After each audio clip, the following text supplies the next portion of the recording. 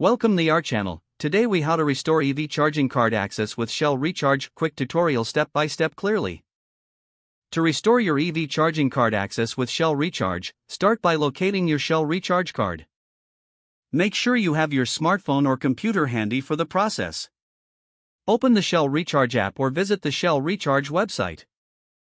Log into your account using your registered email and password. If you've forgotten your password, use the Forgot Password option to reset it. Once logged in, navigate to the section labeled My Account or Profile. Look for the option that says Manage Cards or Card Settings. Select your Shell Recharge card from the list of available cards. If your card is showing as inactive or blocked, there will be an option to restore access. Click on Restore Access or a similar option. Follow the on-screen prompts to verify your identity, which may include receiving a verification code via email or SMS. Enter the verification code when prompted. After verification, confirm the restoration of your card access. You may receive a confirmation message indicating the restoration was successful. Exit the settings and return to the main dashboard of the app or website. Test your card by attempting to start a charging session at a Shell Recharge station. If the charge is successful, your card access has been restored. If you encounter any issues, consider contacting customer support for assistance. If the page does not load, refresh the browser or try again in a private or incognito window.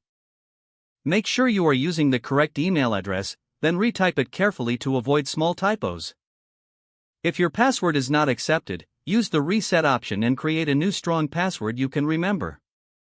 Check your spam folder for verification or security emails, then complete any requested confirmation steps. Enable two-factor authentication if available to improve account security and reduce unauthorized access risk. After signing in, review your profile details so your contact information and settings are accurate and current.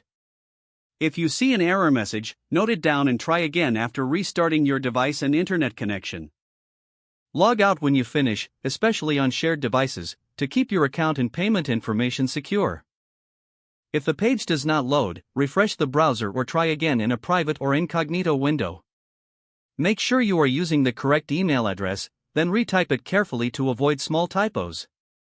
If your password is not accepted, use the reset option and create a new strong password you can remember. Check your spam folder for verification or security emails, then complete any requested confirmation steps. Don't forget to like this video and subscribe to our channel for more step-by-step tech guides.